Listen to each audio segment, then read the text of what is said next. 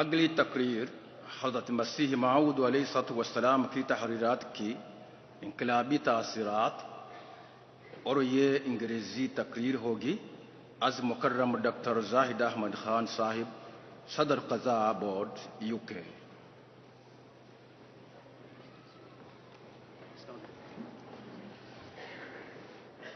अशहदु अल्ला इलाहा इल्लल्लाहु वहदहु ला शरीक लहु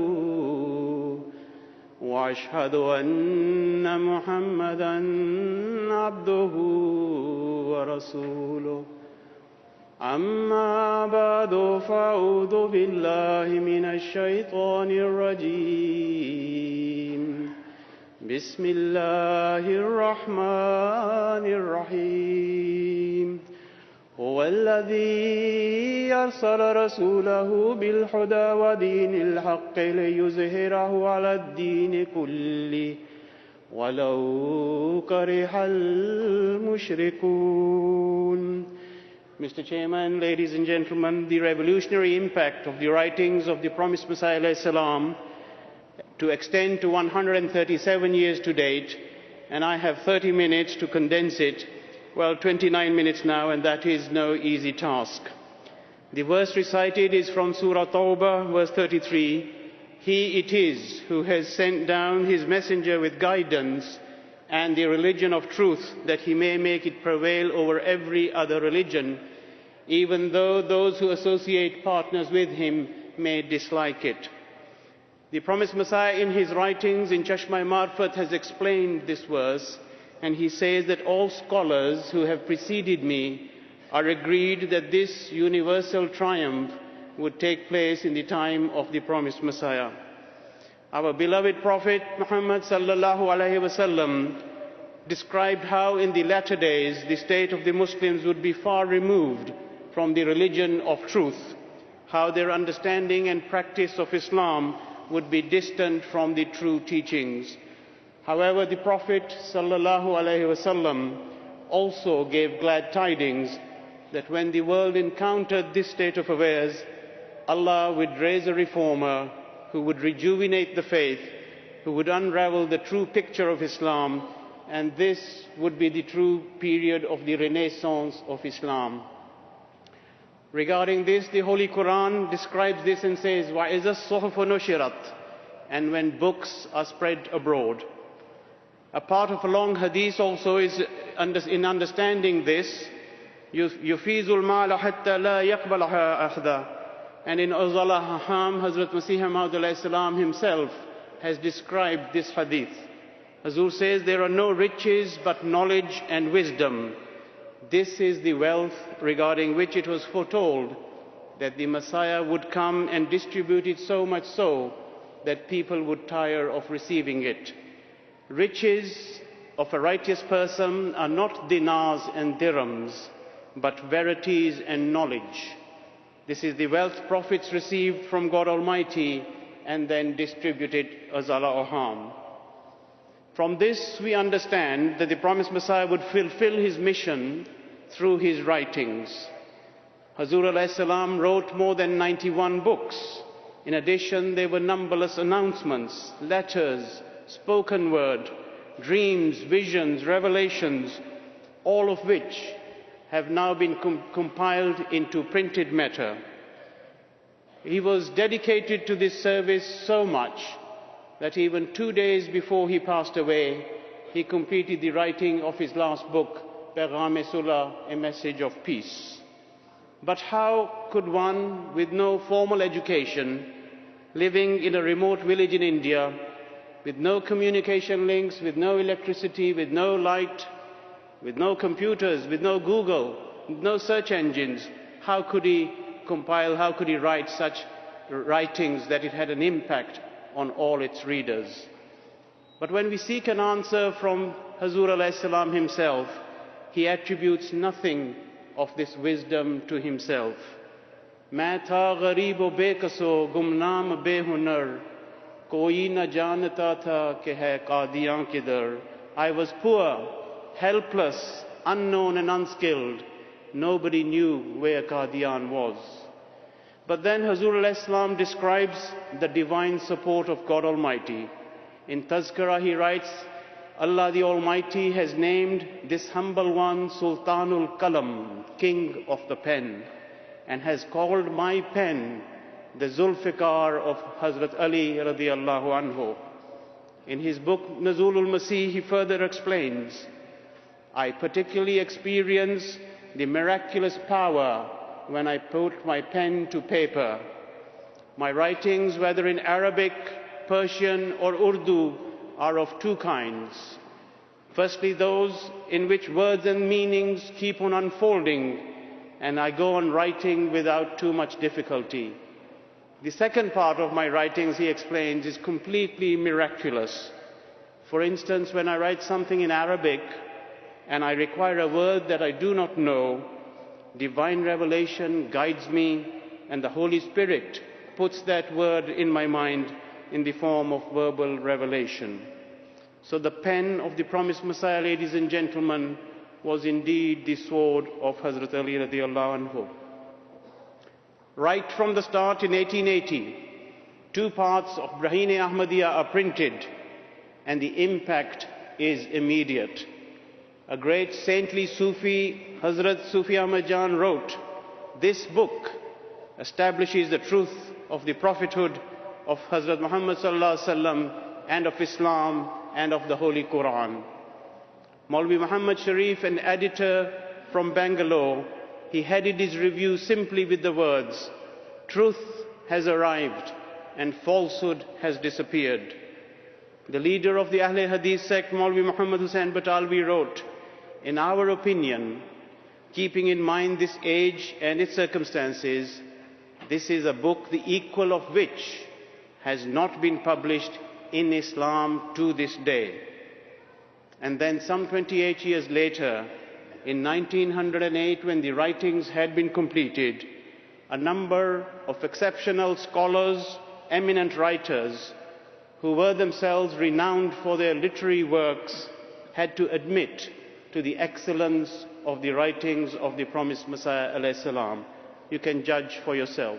Maulana Abul Kalam Azad, he wrote, this man, the very preeminent personality, whose pen was a marvel and his voice a magic. I still experience the ecstasy, he says, that I felt by reading the peerless books written by him in refutation of other religions and in support of Islam. Another preeminent Muslim scholar, Mirza Hayrat Delvi, the editor of the Curzon Gazette, he wrote, he transformed the style of scholarly debate and laid the foundation of modern literature in India. His brain, he says, had a treasure house of eloquence and energy, and when he wished to write something, a stream of measured and precise words would flow that it is beyond description. Mr. Chairman, these were not his supporters. In fact, they were people who actually opposed him. And this, in fact, puts into perspective the caliber, the standard of the writings of Hazur alayhi salam. The impact was not confined to the subcontinent, but was felt around the globe. As translations of his work spread, so did his acclaim. In Russia, for instance, famous writer we all know, Count Leo Tolstoy, he read the translation of the philosophy of the teachings of Islam, and he had to admit, I approved very much of how to get rid of sin and of the life to come. The ideas are very profound and true. The North American spiritual journal simply had no other words but described it as pure gospel. From England, the editors of the Church Family Journal, published under the auspices of the Church of England no less, this is what they had to say. We should make no attempt to refute the literature published under the auspices of Mirza Ghulam Ahmad, for he will create such a volume of literature against Christianity as will destroy the authority of the Bible altogether. They had thrown the towel in defeat. The impact reached Afghanistan. A learned divine himself, a great religious scholar, a saintly man with a very large following in Afghanistan, a descendant of the well-known saint Data Ganj Bakhsh. He was presented with the book Aina Kamalat-e-Islam, and the book had an impact on him immediately. He kept in contact with the promised Messiah alayhi salam, who sent him more of his writings. This was, of course, Sahibzada Abdul Latif radiyallahu anhu. This brought such a spiritual revolution in his life that despite being aware that he may have to lay down his life, give the ultimate sacrifice, he knew he had no option but to accept the Imam of the age. Many of you will have heard the name Maulvi Ghulam Rasul Rajaki Sahib radiyallahu anhu and would be aware of the remarkable bond that he had with Allah the Almighty, a saint whose prayers found instant success. He himself relates, and I quote, "It was in Goleki that I was studying the Masnavi of Rumi with my teacher Maulvi Imamuddin. After the Zohar prayer, a policeman entered to say his afternoon Zohar prayers, and Maulvi Sahib noticed a book in his bundle and he went to reach for it. But the policeman stopped him from taking the book. On being asked why, he said, 'The author of this book is my leader and a revered personage, and it may be that upon reading the book you may speak ill of him, which I will not tolerate.' However, on being reassured that this would not happen, the policeman agreed to lend the book, which Maulvi Imamuddin Sahib took home with him. The following day, when I went to his house, the book was in the sitting room and I started to read it. The book was Aina Kamalat-e-Islam. It contained poems, which I started to read from beginning to the end. As I read them, tears flowed down my face and I could not control myself. And I could not wait for Maulvi Sahib to return so I could ask him as to who this revered person was and in which age did he appear. When Maulvi Sahib came back, he said that this is Maulvi Ghulam Ahmad, who claimed to be the Messiah and Mahdi, who is presently in Qadian even in this day. Maulana Ghulam Rasul Rajaki Sahib states that the first words I uttered were that there can be no one who is a greater lover of the Holy Prophet Muhammad sallallahu alaihi wasallam. As I read further, I was convinced of the truth of the promised Messiah alayhi salam and submitted my bai'at in 1897, and the rest, as they say, is history. In the United States of America, Alexander Russell Webb started to correspond with the promised Messiah alayhi salam, and as a result of these writings, he was convinced of the truth of the promised Messiah alayhi salam and accepted him. He was later appointed as a US ambassador to the Philippines, no less. Ladies and gentlemen, the writings of the promised Messiah alayhi salam were not limited to any particular time, were not limited to people of any faith, or was not limited to people without faith as well. Another interesting incident, Mian Muhammadin Sahib of Qadian, he himself states, "The adverse effects of the lectures of the Arya Brahmo had destroyed me and other officers, that I was living a life without purpose. While reading the Brahine Ahmadiyya, I came across the proof of the existence of God on pages 90 footnote 4 and pages 149 footnote 11. My atheism vanished instantly. My eyes opened as if one who had been dead was brought back to life." He goes on, "It was winter, January 19th, 1893, in the middle of the night. As soon as I read this, I repented. There was a pot of cold water in the courtyard, and with that freezing water, I washed and purified my lacha." That's a type of a sarong. "My attendant Mangtu, who was asleep, suddenly woke up and asked, 'What happened? Give me the lacha, I will wash it.' But I was so intoxicated that I could not speak. At last Mangtu gave up and fell silent. I wore the wet lacha and started my salat while Mangtu looked on. I was so deeply engrossed in my salat that Mangtu fell asleep while I continued. He says this salat was due to the Brahim, so much till today that I have not neglected any prayer, and the faith that had ascended to the Pleiades was brought down and entered into my heart by the promised Messiah alayhi salam. I entered the night a disbeliever, and by the dawn of the morning I was a believer. Ladies and gentlemen, one who had descended into atheism, had died a spiritual death, was revived by the writings of the promised Messiah alayhi salam. Hazur himself had stated, मैं सच सच कहता हूँ कि मसीह के हाथ से जिंदा होने वाले मर गए, मगर जो शख्स मेरे हाथ से जाम पिएगा जो मुझे दिया गया है वो हरगिज नहीं मरेगा. I will truly say that those revived at the hands of the Messiah, meaning Jesus, son of Mary, have died. But he who drinks the elixir that has been granted to me, he certainly will not perish, izala or harm. Even a century plus later, and these incidents keep on coming. From Africa, known as the Dark Continent, the place of my birth, and I'm sure yours, Mr. Chairman, as well, the message of Ahmadiyyat reached there through the writings of the promised Messiah alayhi salam and illuminated the Dark Continent. Many have related how these writings had an impact upon them. One book in particular, The Philosophy of the Teachings of Islam.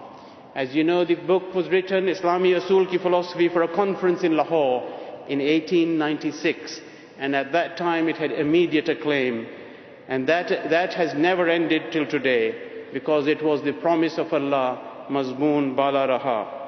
From Ivory Coast, Kone Yusuf, Diara Madibu, a judge from Mali, from the Jema region, also from Kolikoro, have all marveled at this treasure and have to concede that the author is no ordinary person but is a prophet of God. Then we go to the United States.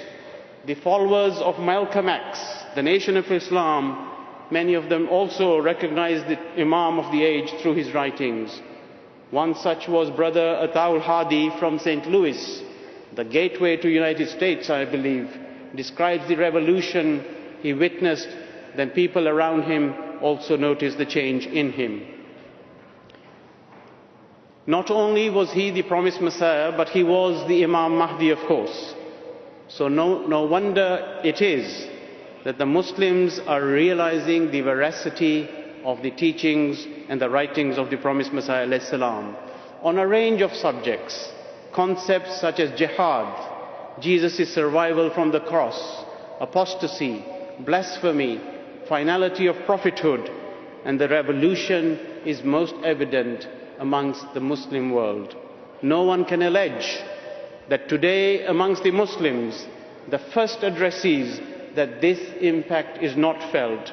It is in fact from the Arabs that we find the most remarkable instances of the impact that the writings of Hazrat Masih Maud alayhi salam had upon them.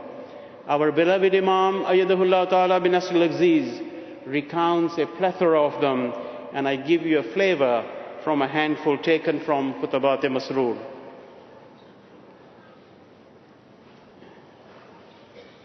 A lady from Palestine writes that I too believed, like others, that Jesus was in the heaven and would descend bodily in the latter days and free the Ummah from slavery of other nations by the power of the sword and convert people to Islam by force. Hence I eagerly awaited that day. Then I was introduced to the Jamaat through my brother-in-law, who often spoke to me and would send me Arabic books and literature by the promised Messiah alayhi salam. In them I found unique and precious gems. I had never studied such peerless knowledge and eloquence in my entire life. The study of these gems established a relation between the reader and God, and once I was completely satisfied, I took Bayt. Hejaz Sahib from Algeria, I was completely disheartened by the distorted teachings and wrong commentaries of the Holy Quran by the ulama, so much so that I wondered if these could be the word of God, until I was introduced to the writings of the promised Messiah alayhi salam through a Jordanian friend. Before reading the commentaries, before reading the commentaries, I offered Nawafil prayer and prayed that may Allah guide me to the path. The more I read, the more I was enlightened, and the power of these words caused my body to tremble, and I was certain that these were not a man's words, but were revelations from Allah the Almighty. From the United Arab Emirates, from Abu Dhabi, Farasab says, I learnt of the Ahmadiyya belief through as many books of the promised Messiah ﷺ that were available to me, and through watching programs on MTA. In the beginning, due to my ignorance and previous views, I reacted negatively. But when I carefully studied the Quranic verses, the ahadith, God's traditions, my heart was satisfied. A Moroccan by the name of Khalid Saab says, after I was introduced to Ahmadiyyat, I was surprised that the Imam Mahdi had appeared and passed on, and we are only finding about him now. On pondering over this, I sought guidance from Allah and started studying the Arabic books on the Jamaat's Arab website. The first book I read was the translation of the philosophy of the teachings of Islam. I read this many times, and in it the subject of justice, beneficence and doing good to others enraptured my spirit. After that I read Al-Tabligh and other books. In them I found such minute spiritual details and religious knowledge that I often would exclaim, I have found a treasure.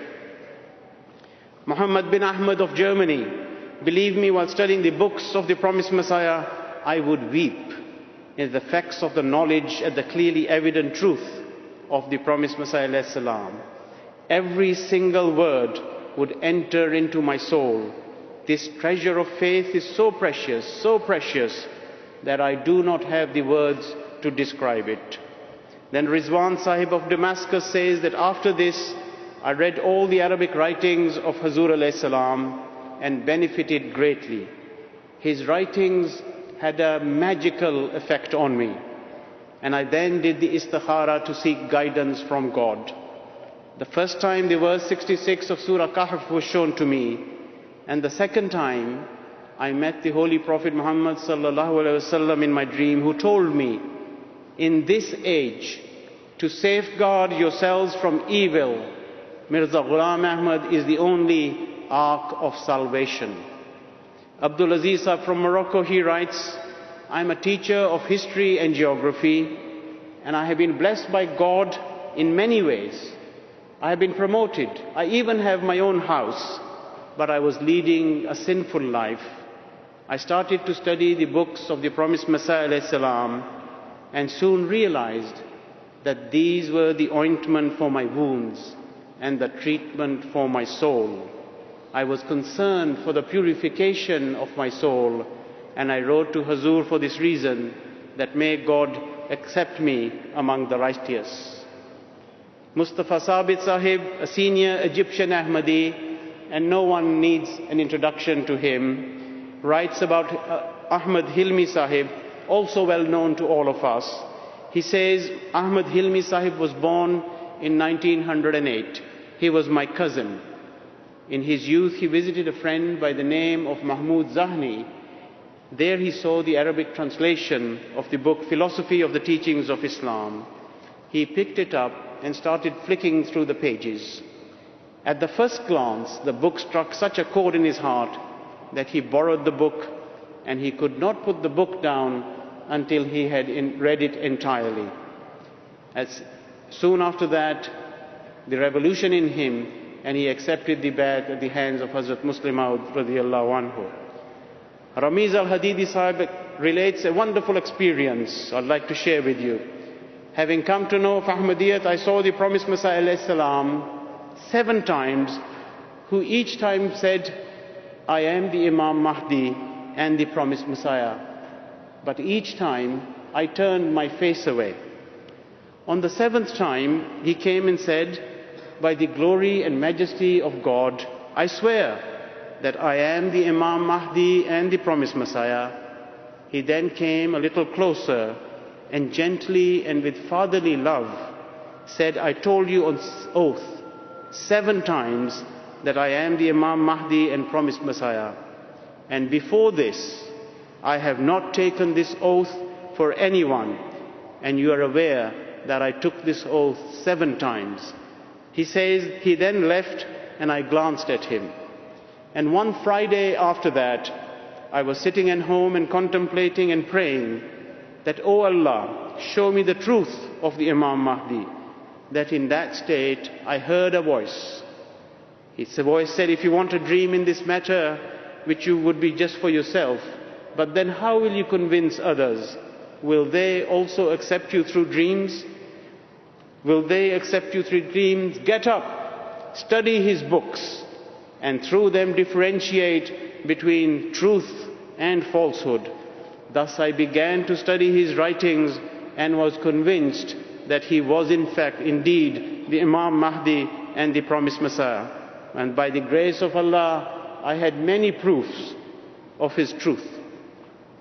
An Egyptian lady, Affaf Abdul Qadir Sulaiman, writes, "I read the book, Promised Messiah's books, Al-Huda wa Tabsiratu liman yara and Hamamatul Bushra, and in those days, whichever Jamaat book I found, I would complete it quickly. In the book Al-Huda wa Tabsira, the eye-opening description of the subject of Dajjal I found magical. In it is written that the progenies of Muslims have come under the influence of Dajjal, and there is no household where Christianity has not entered in some way.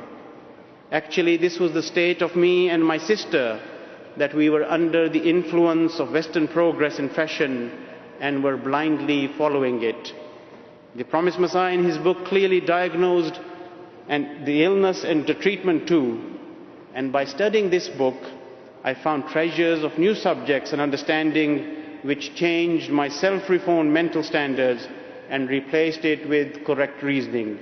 Thus the light of the truth of Islam illuminated my senses and wisdom. At last I was fully satisfied and I accepted and I took the bath." Rajab Muntaz Sahib from Egypt relates a most faith-inspiring incident.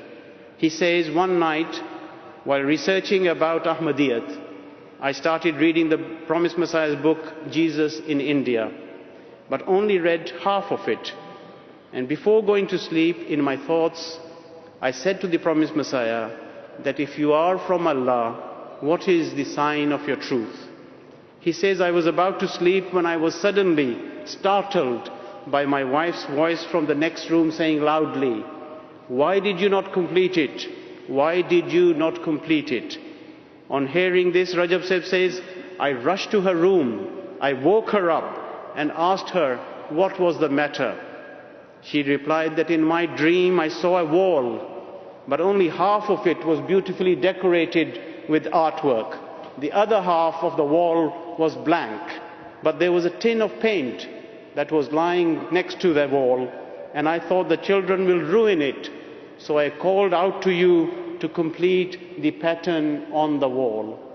Rajab Sahib interpreted the dream to be a sign from Allah, the Almighty, that he had demanded earlier. The wall being the book, Jesus in India, and completing its decoration meant that he should complete the reading of the book. He says, "I completed the reading of the book and I was satisfied and took bath."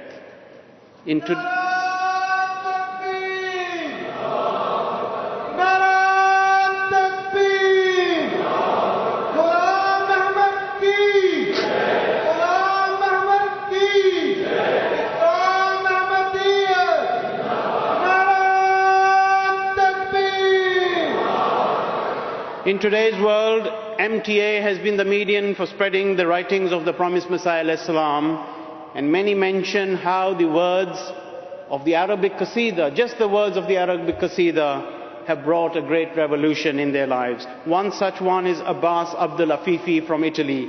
He says that during a break in Hawa al-Mubashir, the Arabic Qasida was being played.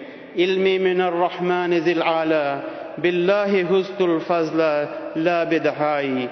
I kept listening while watching the picture of the promised Messiah and spontaneously in a loud voice exclaimed, "These cannot be the words of Allah. This person has to be the chosen one of God." Ladies and gentlemen, the revolutionary impact The incidence of the revolutionary impact brought about by the writings of the promised Messiah alayhi salam is like a never-ending ocean. My challenge has been not what to include in this speech, but what to exclude, and there have been many incidents I've had to leave out. I have but mentioned a handful, and I hope that you can see the vastness and depth. This phenomena is a never-ending phenomena. But sadly, my speech must end. How fortunate we are that we have recourse to this treasure, and also to our beloved Imam Ayyadullah Ta'ala bin Asl Aziz, who continues to elaborate the deeper meanings of these writings for us. It was indeed the guidance of Hazrat Khalifatul Masih al-Khamis Ayyadullah Ta'ala, how in a fleeting moment his words of wisdoms walked me through the entire subject of my speech. I hope I haven't fallen short of the trust placed in me. Mr. Chairman, as I come to the end of this humble submission, allow me to relate a personal matter too. Every single day, I repeat the Quranic prayer many times over, Rabbi irhamhuma kama rabbayani saghira. Lord, have mercy on them as they nurtured me when I was young. I had the good fortune of being born into an Ahmadi household, whereas both of my parents had converted into Ahmadiyyat. My father, Qari Muhammad Yasin, left the shores of India in the 1930s by ship to migrate to East Africa. He was not an Ahmadi. He did not know of the promised Messiah. He did not know of Qadian. A fellow passenger by the name of Dr. Ramzan, a veterinary surgeon, lent him some books of the promised Messiah alayhi salam.